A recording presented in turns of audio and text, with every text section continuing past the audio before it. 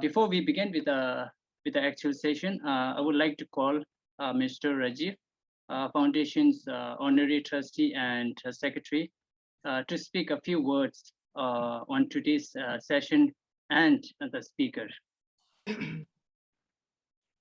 Thank you, Jamyangla. It's very difficult for me to say a few words. Sarika, because she is, is family to us, both personally. She was a student at Lady Shri Ram College, where my wife was principal. So we have a special relationship that started then. And then she was also, a part of our Gurukul program that hosts Indian students for a month in Dharamsala. And so she was amongst the very early students of our program, and where she spent this month in Dharamsala, and then went back to learn Tanka painting at the very prestigious Norbulingka Institute. And there a romance bloomed. And so she met and married Master Locho, who was then a monk, and a very distinguished painter, a master painter himself. And I'm delighted that he is here today and sitting very sort of distinguished, and in front of what I was told is a Dharamsala Tara style of painting. I have to confess I didn't know. He's a master painter. And so namaskar, Master Locho, a warm welcome to you. And thank you, sir. Part of our family also. And we are really very proud of you and your wife, who is now going to be the focus of our attention. So very warm welcome to you. And at the end of the session, maybe we'll turn to you for some answers to a few of our questions. So thank you for being here. And so it's back to our star for the evening, and the amazing thing about Sarika is that she is now a master painter and is entitled to that title because of her hard work, dedication, and amongst the very few, if not the only Indian Tanka painter, but certainly the only woman and an Indian at that Tanka painter. And this is something that His Holiness's office has acknowledged and celebrated. So she's a very special person, but she's also a very passionate cultural activist. So it's not that she just paints. She has been working very hard to both document, study, and present and promote the art of Tanka painting, its preservation, and to educate people on its many facets and dimensions, which go back to antiquity and have been really lost in the public discourse. And many years of study and practice, she had promoted this, and she has now a PhD to boot, and so she's Dr. Sarika Singh, and I bet that anywhere in the world she's the first doctorate PhD Tanka painter. So very, very warm welcome to you, Sarika. We could go on eulogizing you because we have deep affection and celebration of who you are and all that you do. But I will hold that back because I can see you beginning to blush. And so it's over to you, Sarika, and we're really looking forward to your presentation. And then we'll do a few questions after that. So it's over to you. Thank you so much, Mr. Rajiv and Dr. Gopinath. So all I can say is that I think my life starts with Dr. Gopinath and Mr. Rajiv, and my life ends with Dr. Gopinath and Mr. Rajiv. And what I'm going to share today with you all is 25 years. 25 years since Dr. Gopinath and you gave me this opportunity. I have 40 minutes to share a 25-year journey. So I will begin now. Thank you so much to the foundation. Thank you so much to Jamyangla and your colleague. Thank you for having me. I will begin my presentation. Thank you so much.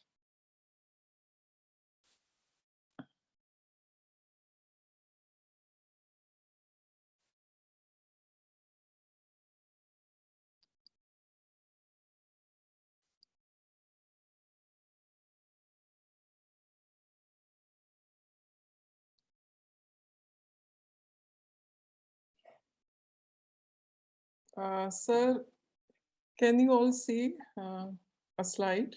Yes, yes, yes. Okay. Okay, so as I said, I start my journey 25 years ago, and here I am,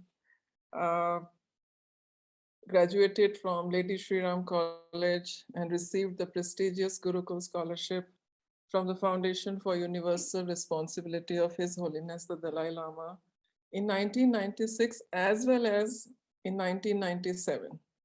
As you all know, the foundation is aimed at reviving the master-student relationship and bringing together the Indian and the Tibetan community. And during this program, I had a private audience with His Holiness the Dalai Lama. And I asked him why there were not very many women Thangka painters. And he replied that anybody could learn, there was no restriction. And I was seriously considering to become one, and my wish was granted.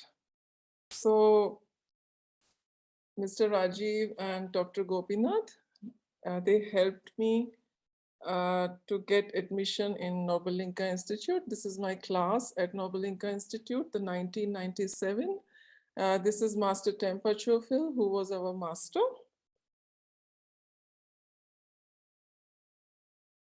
So as I was doing my training at Norbulingka Institute, I was exposed to the world of Thangka paintings that were done in Dharamsala. I was moved by the intense composition, spiritual themes, and meticulous details that went into Thangka painting. And most important, as I was learning, I was very fascinated by the Indian origins of Thangka painting. When I was studying at Norbulingka, I used to think, oh, there is some deity called Green Tara. She comes from Tibet. She's Tibetan. But as I went deeper, my understanding was expanding. So I won't go much deeper into Buddhism, but very quickly, I would say that Buddhist paintings emerged with the life of Siddhartha Gautama 2,500 years ago in India. Siddhartha Gautama was an Indian prince who was moved by the intense suffering that human goes through. And he launched an inquiry into this suffering, its causes, and showed us the path to come out of this suffering. He gave us many important teachings, amongst which Four Noble Truth, Eightfold Path, and the dependent origination are very common. And according to him, Buddhism is a way of life which encourages us to commit good deeds, to abstain from evil deeds, to purify our mind, to look within, to meditate, and to enjoy peace. A way of life that reminds us that while we are free to choose our own action, we are not free to choose the consequences of our actions. It is very interesting that how the entire Buddhist philosophy, the Buddhist doctrine could be visually depicted in some of the diagrams, in some of the paintings. So here we have a special example of Wheel of Life. This is also called Wheel of Samsara, Wheel of Existence, Bhava Chakra. And very quickly, I'll give you a small understanding, but I won't go much deeper into it. In the innermost layer, you see a pig, rooster, and a snake, which are the three poisons. On the outer layer, you can see how our positive actions lead to good karmas, negative actions lead to negative karmas. Because of our actions, we are born in one of the six realms. And the six realms are the human realm, the god, the demigods, the animal, the hungry ghost. And it is believed that the birth in the human realm is considered to be one of the best births because we have the opportunity to understand the wisdom, the Buddha's teachings, and become enlightened. So my point here is that how the entire doctrine could be visually communicated through these paintings. And even it's amazing that when I went to Ajanta, I saw that, you know, how Wheel of Life was depicted at Ajanta caves, and the same Wheel of Life image we do even today in the Tibetan paintings. So this journey, this understanding touched my life. And this 2,300 years journey became the mission of my life. I wanted to present this journey to the world. So after Buddha passed away, his cremated relics were divided into 8 parts and placed under layers of bricks and stones arranged in semi-spherical dome-like structures called stupas. Stupas also means the formless form of Buddha. Chaityas are the worship place, and viharas are the residences or the monasteries. And these were the earliest architectural structures that were elaborately painted with Buddhist paintings. And with the introduction of the rock-cut caves in India, wall paintings and murals also reached new heights. Buddhist miniature paintings were also created on palm leaf manuscripts. Chitrapata in India was created to spread the Buddhist doctrine. I have still not used the word Tanka. I'm using the word Chitrapata, which was used in India. And these are paintings seen at Ajanta are one of the greatest treasure the mankind has ever produced. It is from Ajanta that the Buddhist paintings travel to all of Asia. And in today's talk, we will restrict our journey only from India, Tibet, and back to India. So during the period between the 8th to the 12th century, artists were invited from Bihar to Tibet and by the Tibetan rulers. And these artists carried palm leaf manuscripts, paintings, and so many other artifacts with them. And artists were also invited to paint the monasteries and temples that were created in Tibet around the 10th century. So when these paintings went from India to Tibet, and they were painted on canvas and mounted like this on silk brocade, they were called as Thangka paintings. Tanka meaning scroll. Tibetans were the custodians of these beautiful painting, rich cultural heritage for over 1,000 years. And while this art was developing in Tibet, it was also influenced by the neighboring regions of Tibet, you know, Nepal, China, Central Asia, and many other places. Now in 1959, as we all know that with the occupation of Tibet, His Holiness the Dalai Lama and the Tibetan people sought asylum in India. They came to India. And the Tibetans who came to India, they carried with them the rich cultural heritage that they had preserved in Tibet. Now new schools of Thangka painting emerged on the Indian soil. So this is a classic example of how a Thangka painting looks. The inner painting is hand painted and then it's mounted in silk brocade. I would like to pause here for a second and just help you all to visualize. Just imagine a piece of 100% cotton cloth. I will say it again. A piece of cotton cloth is going to be transformed into a divine image. Such a beautiful journey of the creation of the paintings. A piece of cotton cloth is going to be transformed into a divine image. So the cotton cloth is, the canvas is made, it's polished, gesso is applied, it's stretched on wooden frame. Then we do the drawing on the paper. Then this paper is taped behind the canvas so that you can see through the drawing. Then the drawing is inked. After inking, mineral pigments are applied, shading, outlining, application of gold, and finally it is framed in silk brocade. 2 steps of consecration takes place and makes it auspicious, makes it a spiritual object. What are these 2 steps of consecration? The first step of consecration is done by the artist when he or she is creating this painting. And this includes opening of the eye. When the entire painting is done, one special day comes where the artist gives soul and life to this deity, where this artist brings the deity into this world, where the artist becomes the creator of this divine image.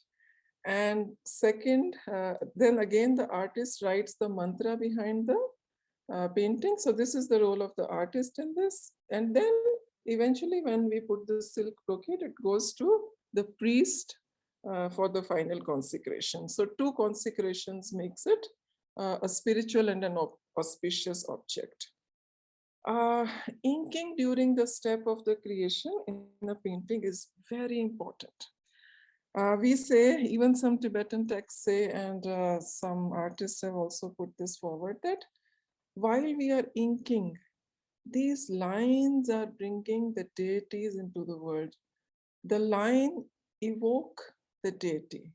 You can see how fine your brush becomes. You see how fine these hair become. You see how with the thick and thin of the ink, you bring this deity into the world. So inking is very important. It is also important for you all to see the space in which the deities are brought into this world. The color, the pigments are sacred, the space is sacred, the image is sacred. All these colors are mineral pigments. Pure gold is used, pure silver is used. You can see how it comes in the form of natural stones and they're hand grounded. Glue is mixed, water is mixed, and they become ready to be applied. It takes years of intense practice before you can apply these colors on a Tanka. Usually the themes, I'm sure generally we see Buddhas, Taras, and many deities around that are depicted in the Thangka.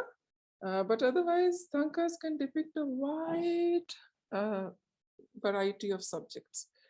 They can depict Buddhas of the past, present, future.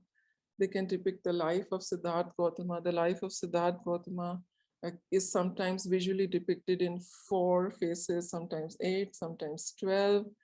So it could depict that. It could depict any bodhisattvas, Avalokiteshvara, Manjushri. It could depict any Buddhist philosophy. We just saw the diagram of the Wheel of Life where entire Buddhist philosophy is depicted. There are other diagrams like Path to Enlightenment, etc. It could depict Jataka tales from Ajanta caves till today. Jataka tales are 547 moral-based stories that are related to the previous lives of Siddhartha Gautama. You can see Jataka stories all over Asia in so many monasteries. So it could depict Dhammapada, which are 423 sayings of Buddha. It could depict deities. We also call deities enlightened or celestial beings. It could depict astrological or cosmological diagrams. It could depict Buddhist symbols, vast variety. Usually we just restrict our understanding that it depicts one deity or few deities, but the representation is vast. Now the purpose for which these paintings are created, and as Jamyangla spoke very nicely about the significance of these paintings. So the purpose is usually to spread the Buddhist teachings as a way to enlightenment. By commissioning one of these paintings, we can, by commissioning or by painting or acquiring one, we can help accumulate merit for us. These paintings are used to evoke the painted deity through meditation. And these paintings also helps us to develop the attributes of the specific deity. And we will come to this in our next slide. So overall, it's a very spiritually elevating experience. for the artist, for the patron, for practitioner, for onlooker, this entire process, and we will discuss it how. And as I said, these paintings are called Chitrapata in India, Phurba in Nepal, and Tanka in Tibet. So as I spoke about the attributes, there are certain perfections, we say it parmis, you can call it parmitas, and these qualities are associated with enlightened beings. And one should always aspire to develop these qualities in one's life. So each deity has a distinct quality, or each deity may have one or more of these qualities. And by looking at a deity, meditating upon a deity, visualizing a deity, drawing a deity, painting a deity, we cultivate these parmis. And it is even believed that once the artist or the practitioner is filled with these parmis or attributes or qualities, he or she becomes one with the deity, or he or she becomes enlightened. So our aim in life should be to develop these beautiful qualities of generosity, morality, renunciation, wisdom, perseverance, patience, truthfulness, determination, love, and equanimity. And I'm sure you'll agree with me that if we develop these qualities, we'll definitely feel spiritually elevated. For example, now, as I said, each deity possesses these qualities, and we acquire these qualities. So for example, Buddha possesses the qualities of love, kindness, compassion, wisdom, morality. Similarly, Avalokiteshvara is considered to be the Bodhisattva of compassion. Manjushri is considered to be the Bodhisattva of wisdom. So when an artist draws Manjushri, he or she starts to get filled with these qualities, acquire these qualities. And when a practitioner meditates upon these, the practitioner starts developing these qualities. So this is such a beautiful process. Now, in the Buddhist Pantheon, there are thousands of deities, thousands of images that you may see around. And these images are divided into several groups. Each group is given distinct grades. So an artist practices several examples of each group, and the deities may vary from simple. Here you see simple deities like they have one face, two arms, and the deities can go, these drawings can go to as complex as 1,000 deities. So an artist practices simple deities to complex deities, from peaceful deities to wrathful deities, such a wide variety. So we have even a more complex deity than this in the Buddhist Pantheon, which is Sitatapatra. Sitatapatra has this deity has 11 heads and 1,000 arms. Sitatapatra has 1,000 heads, 1,000 hands, 1,000 feet. So it can go to as complex as that. One of the favorite subjects that I love, talking about the artist. And I will request the foundation that in future we should do one talk just on the artist, because the life of the artist has always been so anonymous. You will be surprised to know that there have been no names written from Ajanta caves till the Tanka paintings done today. If you see Tanka paintings, you won't find the names. If you go to Ajanta caves, you don't find the names. So this amazing anonymous being, for him, the paintings are his only signature. And beyond that, he is silent. And beyond that, he is silent. So he knows that he is the creator of these paintings. He knows that he is the medium through which these paintings are coming into this world. And yet, he chooses to remain silent. He leads a life of a very high morality. He walks on Shil Samadhi Panna. He takes refuge in Buddha, Dhamma, and Sangha. And he tries to translate these qualities of Buddha, Dhamma, and Sangha into this artwork. This translation, this visual translation is so close to me. And he masters the scriptures and techniques. He's a silent, selfless, anonymous, devoted, and pious being. He is aware that he is a creator, yet he is the humble. He understands his palette is with colors is incomplete without parmis, incomplete without these qualities. He's putting these qualities. So first he raises these qualities in himself or herself, and then he tries to translate these qualities visually to form the deities. So for an artist, these paintings are an act of devotion to the divine, for which he does not expect any name, fame, or honor in return. No names are ever written on these paintings, and as we just saw that these paintings are his only signature. And one question I always put to my students, to whoever comes here, when they try to draw the deity is, when you are in intense one-to-one contact with the deity, the question often arises: does the deity create the artist, or the artist creates the deity? And I will give this question to you all today. And this is something, that when you draw a deity, this is a beautiful question you can ask. Is the artist creating the deity, or the deity is there? Physically, you can see that, of course, the artist is creating the deity. But then, this deity is working on the artist. The deity is helping the artist to spiritually develop, So I know this is very close to Mr. Rajiv also, to Foundation also, and to all of us, that the Guru Shishya Parampara. So it takes several decades to become a master. It takes several years to become an artist. This transmission is slow, and sometimes a student may spend his or her entire life with the master, learning, growing each day until he or she becomes the master or becomes very accomplished artist. So as I was taking this training, many things came in me, I was motivated to do few things, to make a contribution in the tradition.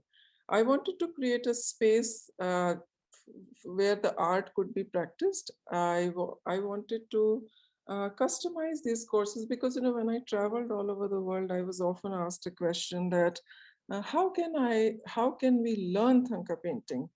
And I had no answer, I used to think, what should I tell them? Should I tell them, okay, you come to India for 6 years, 10 years, and you'll become a Thangka painter?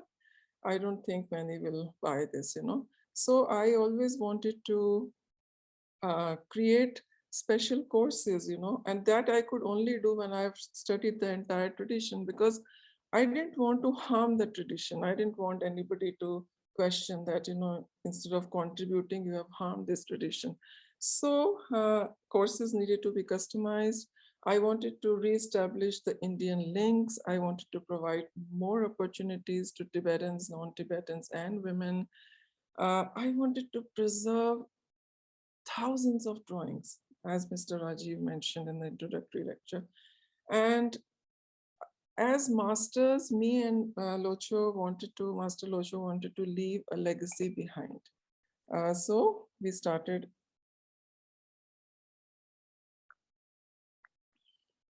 So we established the Center for Living Buddhist Art. And under this Center for Living Buddhist Art, we have Thangde Gatsal Painting School, and we have Museum of Himalayan Arts. So Thangde Gatsal School and Studio was established in the year 2001. Here you can see that students come from all over the world. They spend 1 month, 1 year, several years and learn Tanka painting. You can see all these paintings have been created by our students. You can see Not only people were coming here to learn Thangka paintings, but we took this legacy of Thangka paintings to the outside world where it could be appreciated, preserved, promoted. Thousands of drawings were preserved for the benefit of the artists, researchers, scholars. We created Museum of Himalayan Arts in the year 2019. It is not yet opened. Here, masterpiece paintings have been preserved, which are done by me and Master Locho.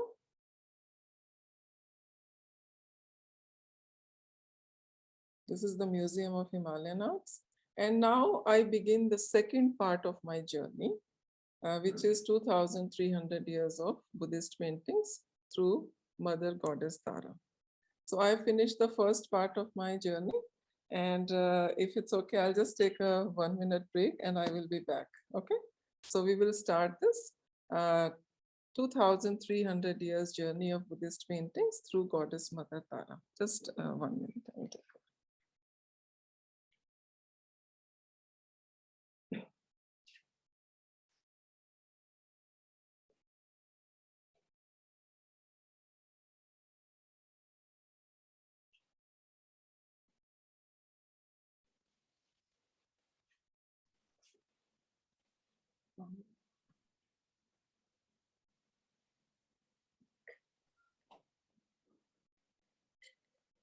Is anyone wish to take a sip of water? Keep doing that.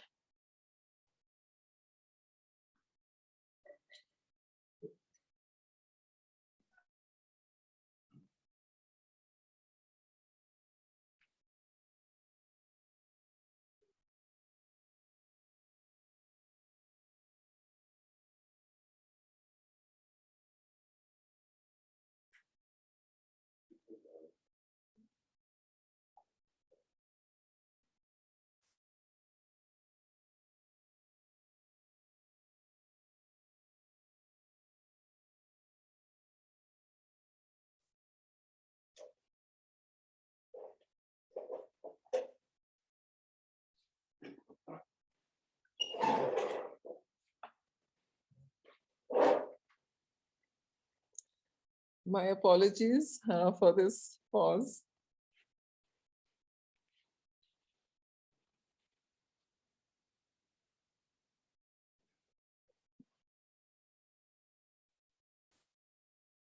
Okay, so as I said in my talk that I was always so fascinated by this 2,300 years journey of Buddhist paintings that started from Ajanta to Dharamsala. So this story never, it didn't allow me to sleep, and taras were always so close to me. So to show this journey, I chose the green tara. And what before I start this journey, I'll read this poem to you. And this is also the introduction of Tara. So Tara is, Goddess Tara is telling you this, her introduction, which I will start. My name, Tara, means a star.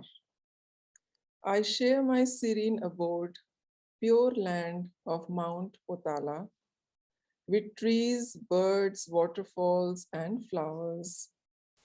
As female Bodhisattva, I share eons and centuries I witnessed. I share 2,300 years of this earthly existence through caves at Ajanta and Tabu, Ladakh, Tibet, and now at this land of gods, meaning Himachal. I share the hands those brought me to life, the infinite stroke of paint, the wisdom of masters. The uninterrupted transmission of wisdom, anonymity, selflessness, humility, the devotion of my creator. I share the inevitable change, impermanence, love, kindness, compassion, and affection. I share my forms, my mantra, Om Tare Tu Tare Soha. I resolve to be born again and again as Tara, the ultimate mother, the protector, the savior, healer, and creator, till all beings are liberated. So Tara tells her story, her journey through me. I am the medium. And this is her brief introduction. We traveled all these places and we chose very selective themes. We went to Ajanta caves, we chose Ajanta Tara. We came to Tabu Monastery because from Ajanta the art traveled to Tabu, from there it traveled to Algae, from there to Tibet, from there back to Dharamshala. So during for the last 4 styles, we were restricted by the style. We had to travel in that time and we had to depict the motives of the time, style of that time. But for the depiction of like Dharamshala Tara, the present day Tara, we as masters wanted to leave the legacy behind. So this is the story of my second part of the talk, the story of Tara from Ajanta to Tabu to Algae to Tibet and back to Dharamsala. So story begins from India and comes back to India. First, we start with the Ajanta style Tara. You can see it depicts this certain time period. This is the earliest depiction of Tara that was available to us in the world.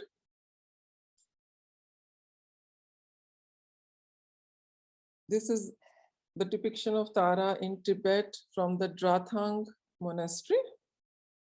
And based on this, the recreation happened.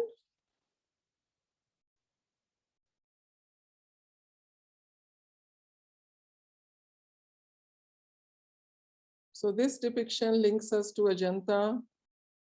This is a very big 6 feet high painting and it's still in progress. This will be one of the masterpieces depicting the earliest features of Buddhist painting. The second Tara we chose, as I said, Tabu Monastery, Tabu style green Tara. It took us 4 years in the making. It is at present exhibited at Museum of Himalayan Arts. So we went to Tabu Monastery. Inside the Tabu Monastery, you see this most amazing green Tara. See, today what we see Tara is so different, when we go back to our roots, we see this beautiful Tara. I was so inspired by this Tara. We started the drawing.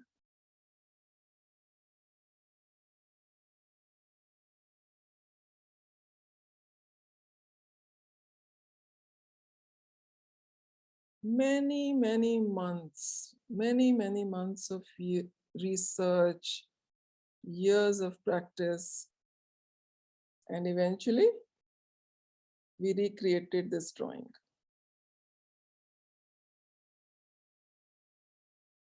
This slide is just for you all to see the magnitude, see how big these paintings are. These are not ordinary, small, conventional Thangkas that you see.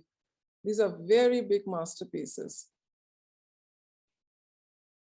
A student, Gitanjali, helping us in this project. Recreation. Just see the headdress, The iconography has not changed in 2,300 years. The measurements have never changed. What has changed is the stylistic depictions, headdresses, dresses, clothes, lotuses. Master Locho painting this. And it's ready.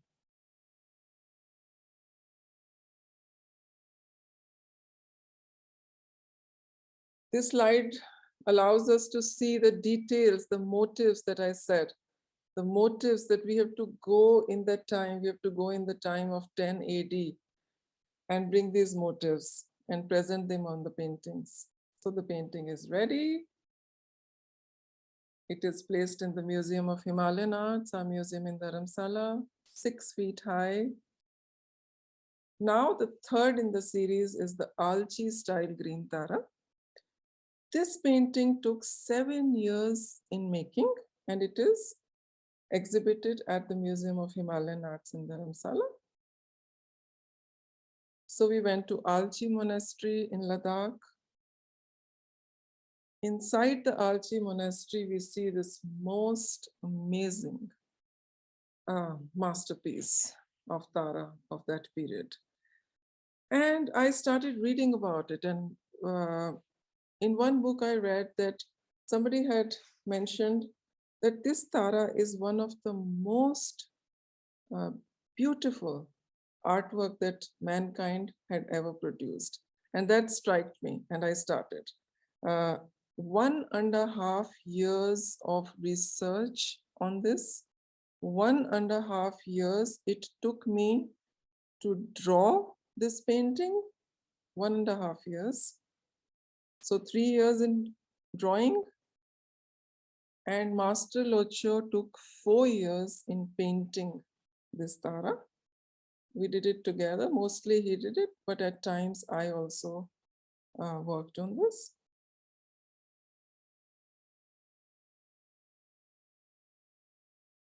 So you see the recreation, the steps.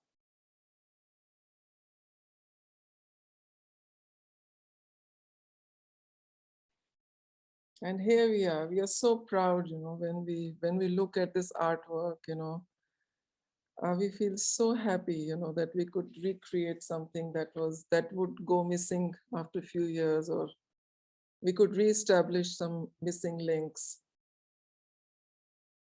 You can see the features of these Tara. Just look at the face. Please look at this face. If you can, I don't know if you can go close and see the shading on the face, one hair shading. If you can see her bun, the hair, in her hair, she has got 2 ducks. She's got a scarf. Just see the beauty, and she has got some Kashmiri features too. Again, you can see the detailed recreation in the artwork.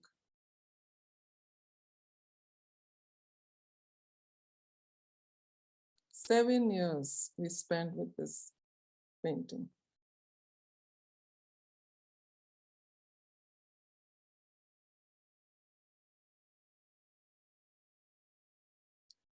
Here it is,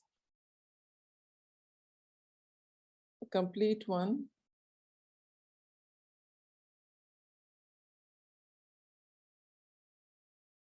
I just love these flying apsaras that have been important characteristic even in Ajanta paintings, as well as the paintings in Himalayas.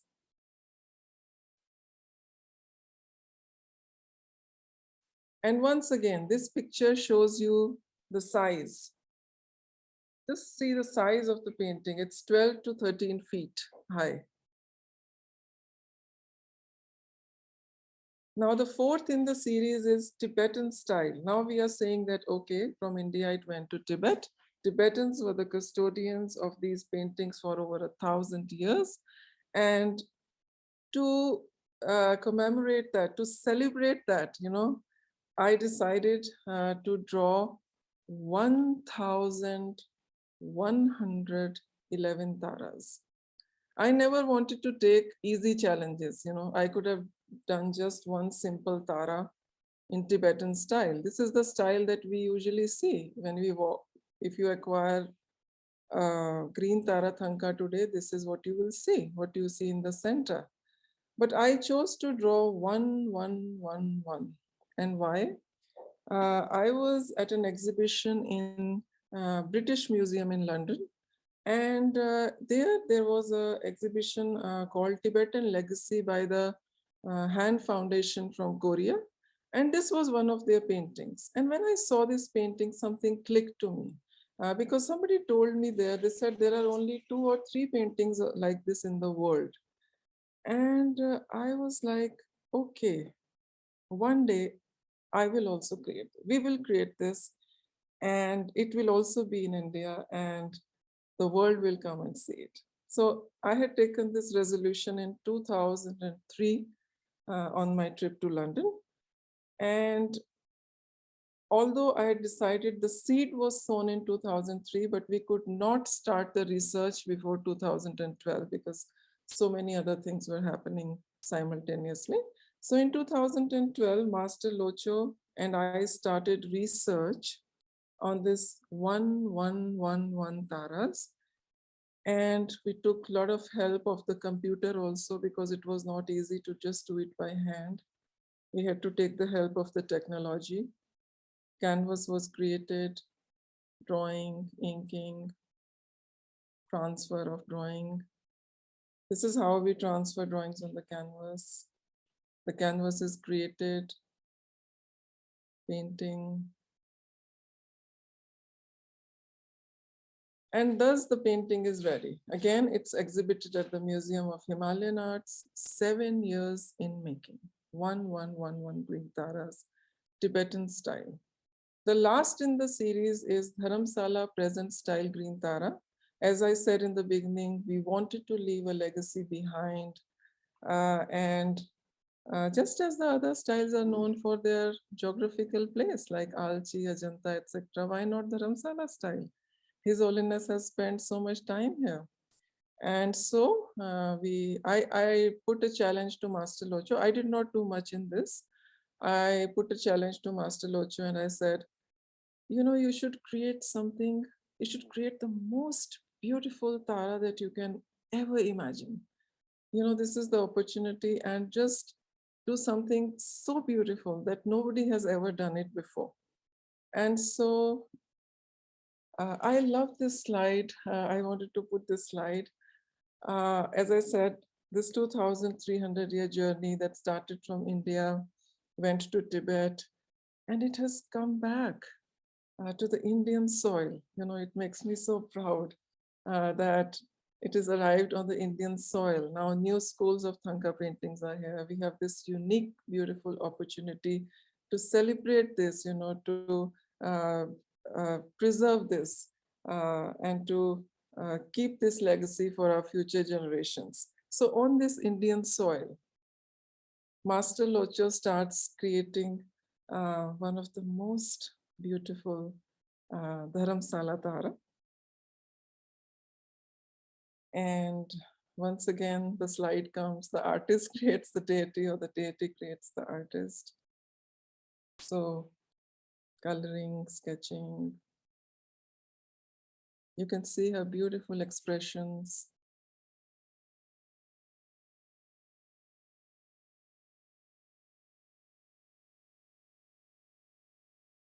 So someone can ask me, why peacocks? Because we wanted to show the Indian soil. Peacock is our national bird. So this has no landscapes. This painting has no landscape, just 2 peacocks. The journey she has made from the caves of Ajanta to Tabu to Alchi, Tibet, and now back to India.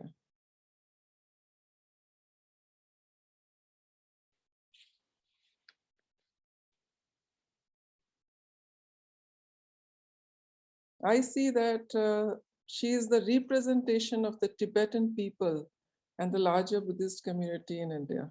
This is how I see her. And please look at the, you know, we decided that even the details in her robes that we will do will relate to Dharamsala. So may you please see the red borders in her skirt, which represents the clouds of Dharamsala. May you see the blue in her skirt, the blue border that represents the mountains and the water of Dharamsala, but in the distinct style. So here she's getting ready and you can see the size. So here we complete the journey of 2,300 years. And this journey would be so incomplete if I do not portray a 1-minute picture of what happens today. What happens today to the tradition now that we live in a very digital world. So in the digital world, you can see that now green Tara is being created on the computer as well. You can see on the left side. And we can even take the images from our paintings and restructure them with the help of the computer. So the technology has come in and helping us for this journey to travel. This is the recreation. This is a creation of 1111 green Tara painting that we just discussed before, but now with the help of the computer. So this is also I wanted to add to this journey. And I wanted to show that now the artworks can also be acquired as museum quality archival prints, which are, because the original artworks is very difficult to maintain, you know. So they are also available in the form of prints these days. So thanks to the technology, also thanks to the technology that the training has come out from the ancient treaties to the textbooks that we used to do to a more structured programs. You know, I have spent so many years, as Mr. Rajiv just mentioned in the introduction, that I have spent several years in translating these images to, you know, so that anybody from anywhere in the world with just one click can acquire this drawing and start doing anywhere in the world. We have made it so simple. We have simplified it. For example, if you click on, let's say, a Buddha face, you find all these details. Anybody can acquire these details, and in their house, they can do the drawings. They don't, if they can't come here, for example, in the Corona times, the travels were restricted, and you know, people were so happy to acquire these and start drawing. So these are my blessings. In the end, I would like to thank His Holiness the Dalai Lama for always giving me his blessings on my family. Master Locho, my husband. We have 2 daughters, Sarah and Melissa. And as I said in the beginning, my life begins with Dr. Meenakshi Gopinath and Mr. Rajiv, and my life ends with Dr. Meenakshi Gopinath and Mr. Rajiv. You know, thank you so much. Thank you so much, Mr. Rajiv and Dr. Gopinath, for, if I may be allowed to say so, for gifting me a life to be able to live with the deities. Thank you. Thank you so much. Oh my goodness, you leave us deeply, deeply touched, moved, and inspired by who you are and what you do, and Master Locho. And I think you sort of completely indulge us and overrate our minuscule sort of contribution, if at all. But your journey is so illuminating, so inspiring, so passionate. And you know, to celebrate Master Locho too, I mean, as much as you, as sort of the source of your skills, your talent, and giving it form and direction, and your partnership, work together in this magnificent way. And I mean, I feel sort of, how do I put it? It's quite overwhelmed. And I think this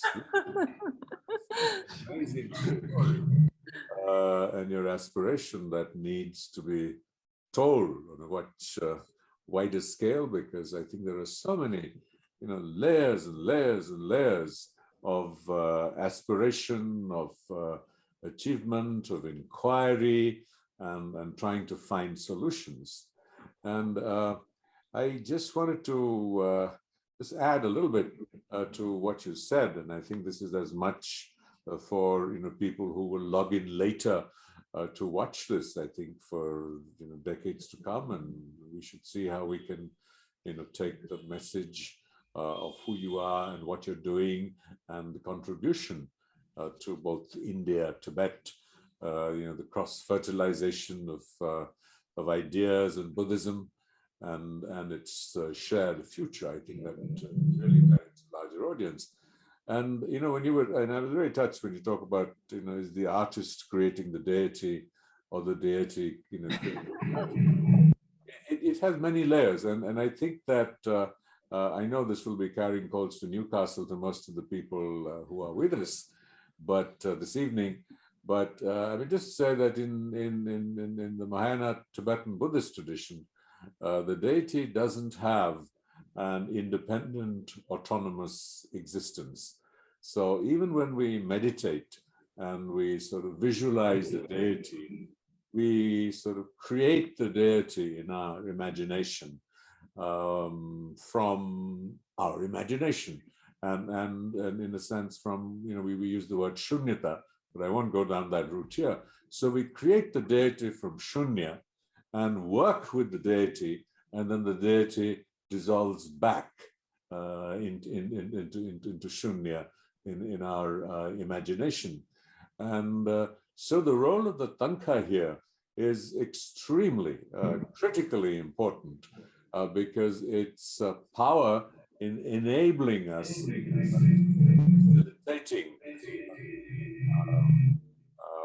visualization. It's very powerful. I just request anybody who have their microphones on, please put them off. And also that for each symbol that Sarika is talking about, there is a story and a narrative, because what great masters do is they, in a sense, depending on the needs of particular aspirants, they will modify the image to suit the psychosomatic needs of the aspirant. And here, the role of the artist becomes seminal, because they create the terms of reference that the aspirant can use and serve as the bridge, not merely as masters of painting or Tanka painting themselves, but between the spiritual master who designs and visualizes from their lived experience the deity.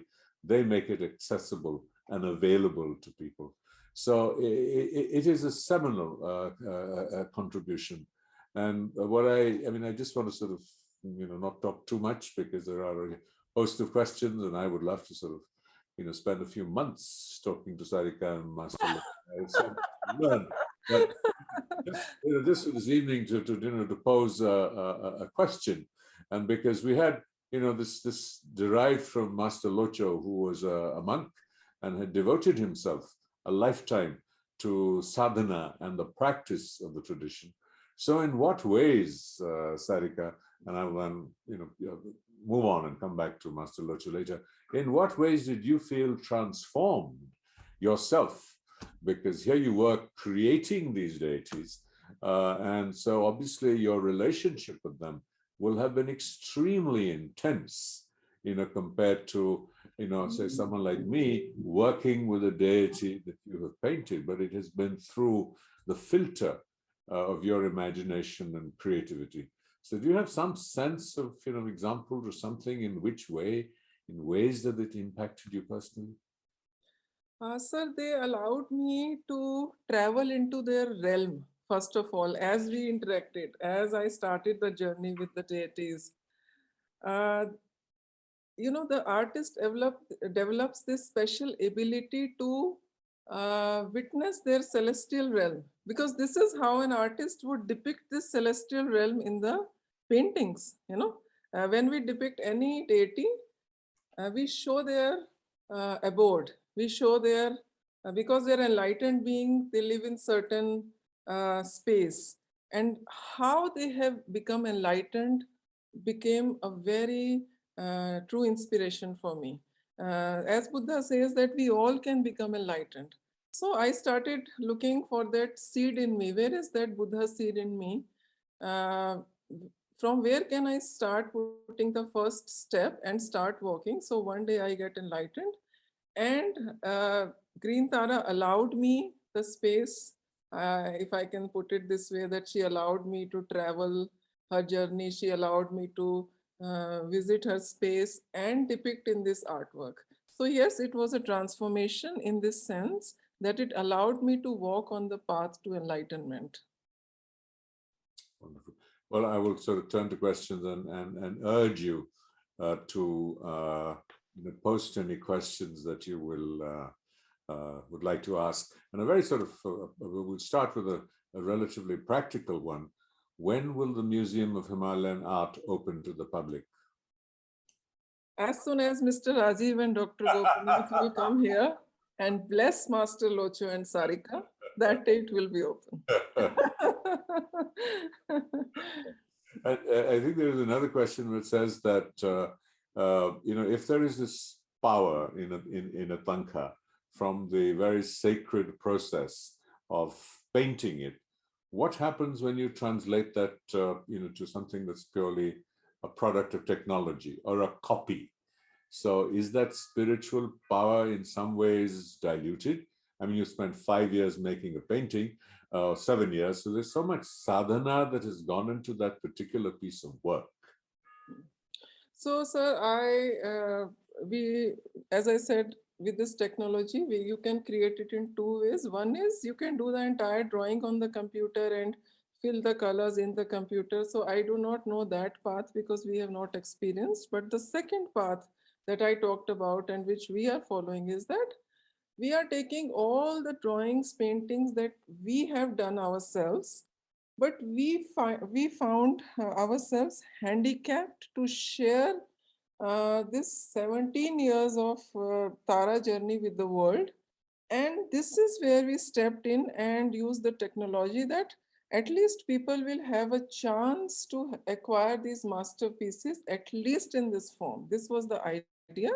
Yes, when this Tara will go to any place, she will carry the journey, she will carry the thousands of strokes that masters have put in it.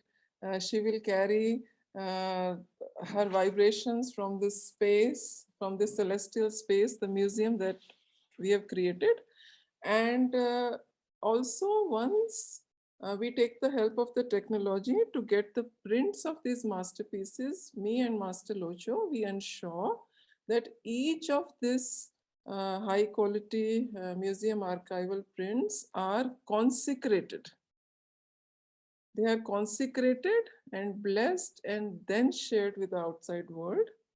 I do not know what others will do, how they will make replicas, but we wanted to make replicas because this Tara journey, I thought, should travel to the world. Something was missing. When we were seeing a Tibetan painting, the story of India was missing.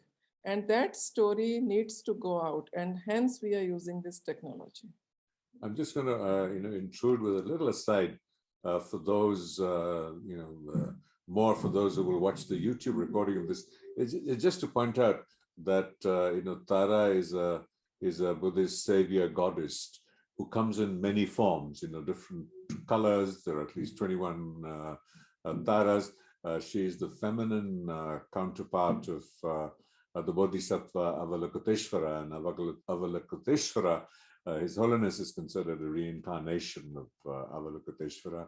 And Bodhisattvas are those who take the vow to voluntarily take birth, to continue to teach and serve humanity. And according to popular belief, she came into existence from a tear of Avalokiteshvara, which fell to the ground and formed the lake, and out of its waters rose up a lotus, which on opening revealed the goddess. And she's seen as a particularly supportive, helpful deity who helps sort of aspirants cross to the other shore, as it were, the protectress of navigation or earthly travel, as well as a spiritual journey to enlightenment. So that's just for the record. Yes. So thank you, sir, for sharing this.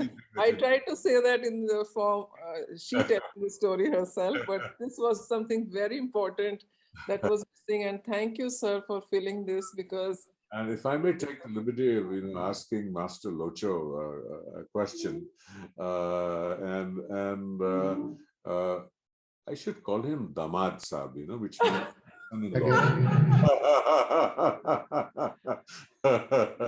So, Master Locho, आप ये बताएंगे कि आप जो, and we'll translate this for you in English in a bit, कि जब आप तंखा पे काम शुरू करते हैं, तो उसमें आप जो पूजा करते हैं, जो उसका जो आप प्रेपरेशन करते हैं, करने जी से और या करते हुए, तो उसमें क्या आपका जो माइंड स्टेट, मेंटल स्टेट होता है, क्या रिचुअल्स होते हैं और क्या प्रैक्टिसेस होते हैं? एक्चुअली हमारा जो शुरू से हमारा जो टीचर है जी, उसने जो ये सिखाया, सुबह जो क्लास में हम रोज सुबह आधा घंटे पूजा करते हैं, उसके बाद फिर जो थांगा पेन जो हम सब बैठ की जो आगे वाला जो कैनवस है वो एक मेडिटेशन करके पूरा एक भगवान का वो रूप दिखता है जो कैनवस के ऊपर। फिर जो कलर्स है, जो ब्रश है, हर चीज को एक बार रामने जो होता है, जो क्या कहते हैं उसका पूजा जैसे करते हैं उसके ऊपर, उसके बाद फिर वो शुरू कर लेते हैं जो काम है।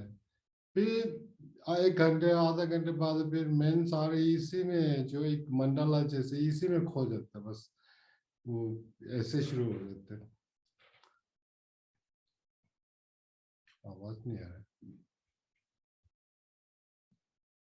आवाज नहीं।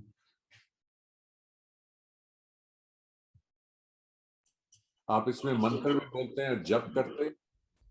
हाँ जी जी, आपका पहले वाला आवाज नहीं आया, फिर मैंने आवाज बहुत काफी दोबारा बोलना सर। नहीं, मैं ये पूछ रहा था कि आप जब ये एक हफ्ता पेंटिंग करते हैं, तंखा बनाते हैं, हाँ तो आप जी जप करते हैं? हाँ जी। जो मंत्र होता है जो डेटी का? नहीं नहीं, वो हर डेटी का अलग अलग मंत्र है। वो शुरू में तो पूजा में होता है, वो मंत्र साथ होता है, जी लेकिन जी इसके बाद फिर मंत्र बोलनी जरूरी है। एक इसी में खो जाते हैं, फिर वो जी जी। क्या कहते हैं। May I ask Sarika? She's most qualified to, sort of translate this, both the question and his answer.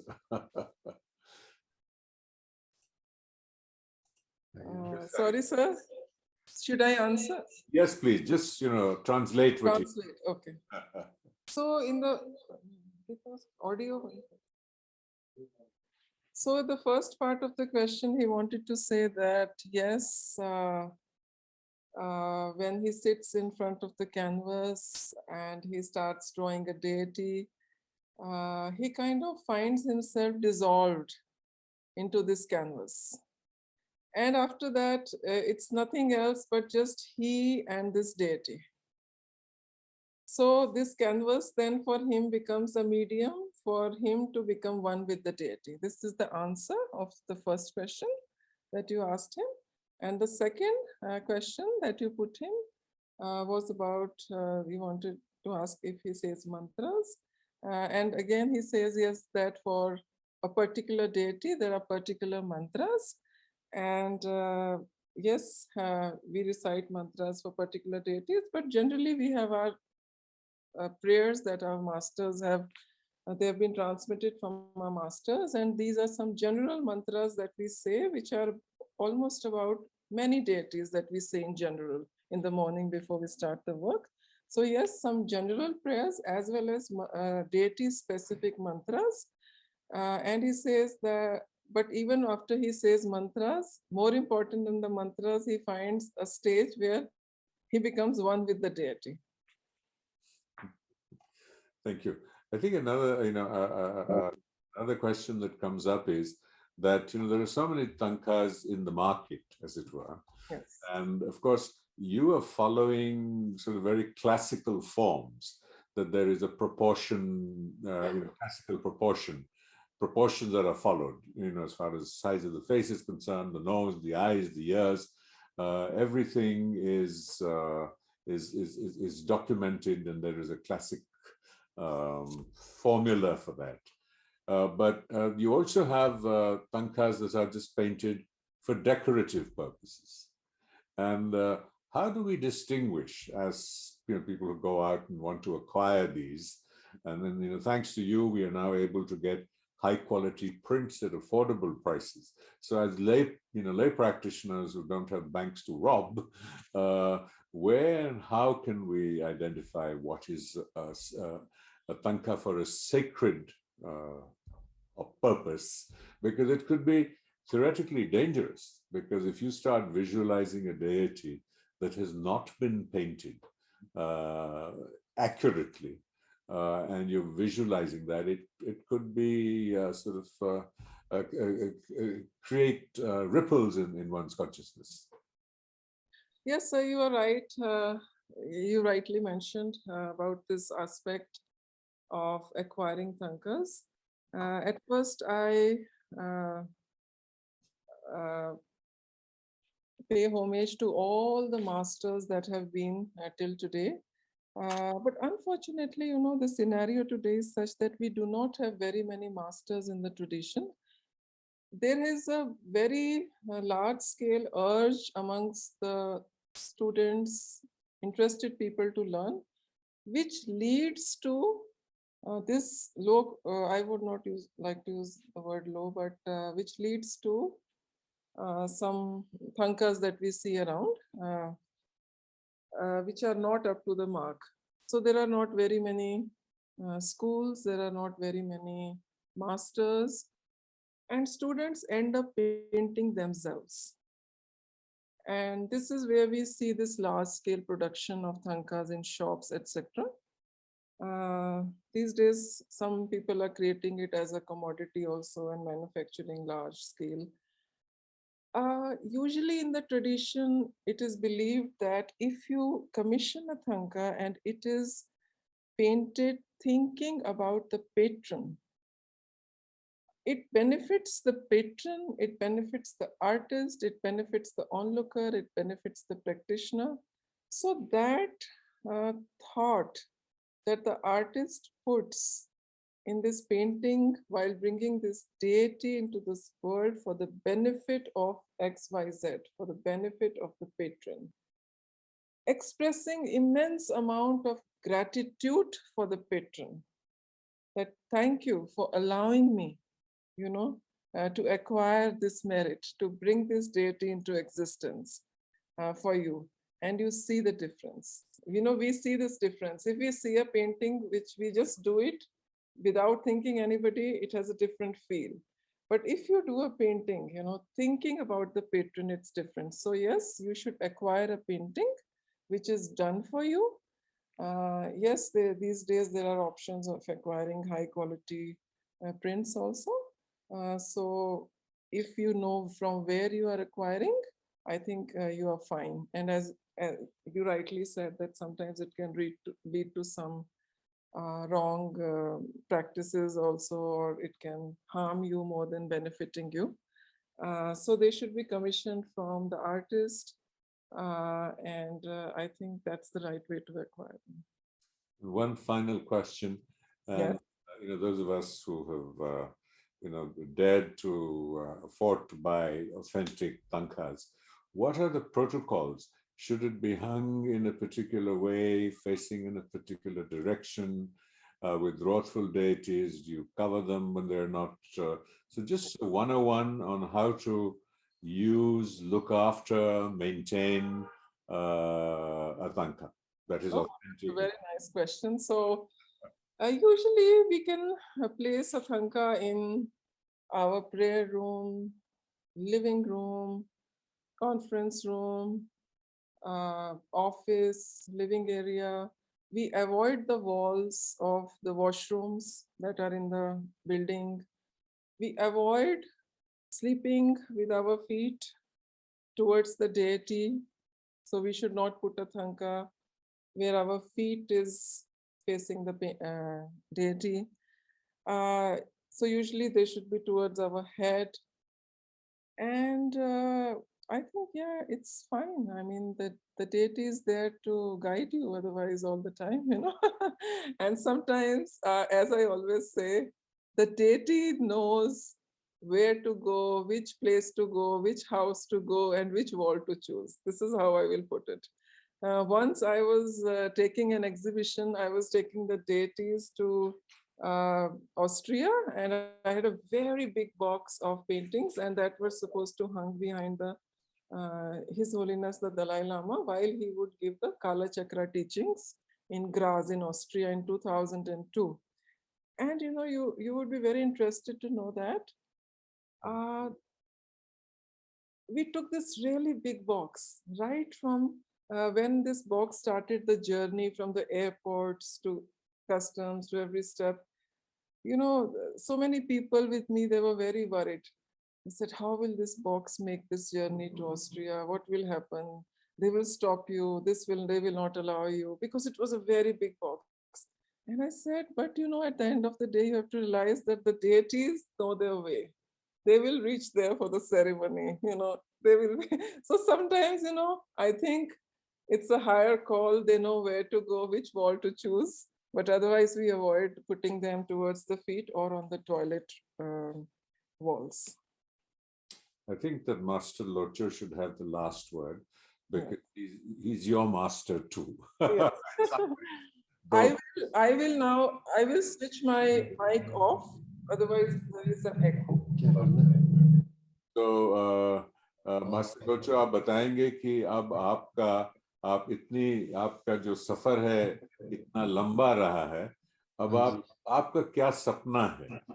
वो सारिका जी ने इतना बताया है, पर आप अपना सपना बताइए कि आप क्या अपने, अभी तो आप बहुत, आपकी उम्र बहुत कम है, अभी तो आप पता नहीं ऊपर वाला चाह तो आप उम्र तो ठीक है, लेकिन आंखें थोड़ा से वो हो रहे, मेरे ख्याल से 2-3 साल में आंखें भी थोड़ा से और कमजोर हो जाएगा, अभी भी थोड़ा दिक्कत आ रहा है। अच्छा, तो आपका सपना क्या है? सपना सर, सारिका ने बहुत मेहनत किया है शुरू से यहाँ तक पहुंच जाए। नोबुलिंका से हम दोनों बहुत क्या कहते हैं वो, छोटा से शुरू किया सब कुछ, धीरे धीरे करके। पहले स्टूडेंट, 1-2 स्टूडेंट आता था यहाँ काम करने के लिए, फिर धीरे धीरे ज़्यादा कुछ लोग आना शुरू हो गया। उसके बाद फिर म्यूजियम भी शुरू कर दिया, क्लास भी शुरू कर दिया, फिर लोग बाहर से, दुनिया के लोग बाहर से सीखने के लिए आते हैं। धीरे धीरे करके अभी थोड़ा से ठीक हो गए, लेकिन मेरे मकसद और भी है आगे थोड़ा म्यूजियम का। अभी तक तो म्यूजियम इतना बना है, फिर अभी मेरे को पीछे भी कुछ बनाना है, कुछ टिबेटन का आर्ट का, कुछ मॉडर्न आर्ट का, ऐसे कुछ थोड़ा मेरे दिमाग में अभी भी है कुछ ऐसे और करने के लिए। बाकी तो हर बंदे का ड्रीम तो खत्म नहीं होता है, एक खत्म होते एक होते, एक खत्म होते एक आ जाते हैं। इंसान तो ऐसे होते हैं जैसे ड्रीम कभी खत्म नहीं होते, अपना एक लिमिट में स्टॉप करना पड़ता है। लेकिन फिर कर रहे हैं, काम कर रहे हैं, अच्छा कर रहे हैं, भगवान भी साथ दे रहे हैं, आप लोगों भी आशीर्वाद दे रहे हैं, मेरे ख्याल से अच्छा चलेगा, हर चीज अच्छा चल रहा है। बहुत बढ़िया। So, I just asked Master Locho, I said that, look, as time goes by, you've achieved so much. What are your dreams for the future? And so he's concluding by saying that, in human form, we all have endless dreams. And so my dreams keep unfolding and keep expanding. And he paid great tribute to Sarika as sort of, the pillar for so much that he has been able to achieve, setting up the museum, making, their work and their aspirations available to a global platform.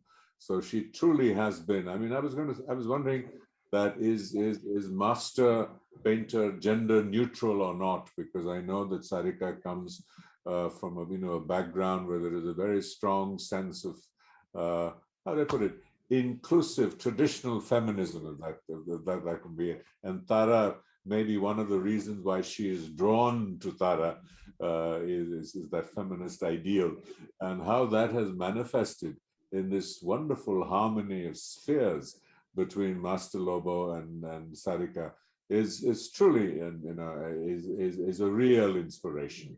I mean, what a team they make. So Master Locho wanted to, pay that tribute. And so he said he wants to, look at different forms of art, Tibetan art, and then to see if there was something that could be more contemporary and juxtapose with the traditional, so that, Tanka painting could continue to evolve in response to the opportunities and challenges of our time, and the possibilities that technology offers, both in the production and the replication authentic Tibetan art. He complained that he may be having a little trouble with his eyes. No doubt that he is blessed, and he has decades of painting ahead of him. So, Master Locho, namaskar. Thank you, sir. बहुत धन्यवाद. Thank you. What can we say? I mean, if you were here, I would give you a very politically incorrect hug. So may you ever stay blessed and keep up the amazing work that you're doing. It's not just an achievement, for you, but I think on behalf of the Tibetan community, on behalf of India and Tibet, and the centuries-old bonding and interaction, and that really brought and keeps His Holiness the Dalai Lama. And thank you all for being here. This recording will be up both on our website and on YouTube, and we will be sending out an email to all those who attended with the link. And thank you for being here. And this is an ongoing series that we are hoping to present at least one a month to look at Tibet's civilizational heritage and its meaning and value today. That is something that His Holiness is deeply committed to, and passionately feels that it's not just about political freedoms that the people of Tibet are entitled to, but perhaps more than the political freedoms for their own sake, it is the preservation and the continuing evolution and enrichment of Tibet's civilizational heritage. And I think it's people and partnerships like Master Locho and Sarika that make that possible. So thank you very much, everybody. This has been a great privilege. And any closing comments from my colleague, Jamyangla? Thank you, sir. And I promised the speaker to end on time, but okay, anyway. So on behalf of all the team from foundations, we would like to heartily thank you, Dr. Sarika ji and Master Locho, for making your time for us and sharing such a creative mind and insightful skills of yours with us. And we are desperately would like to see you in person in the coming years, like again and again. And also thank you so much all the participants for joining these sessions, and we hope to see you soon. In the next month's session would be on Tibetan musical heritage and art. And if you wish to contact Sarika's work and center, please visit www.livingbuddhistart.com. Living Buddhist Art. Oh, sorry, livingbuddhistart.com. Thank you all. Thank you all, and stay safe, stay strong, and please keep spreading love and keep smiling. Katinche, and everyone, see you next time.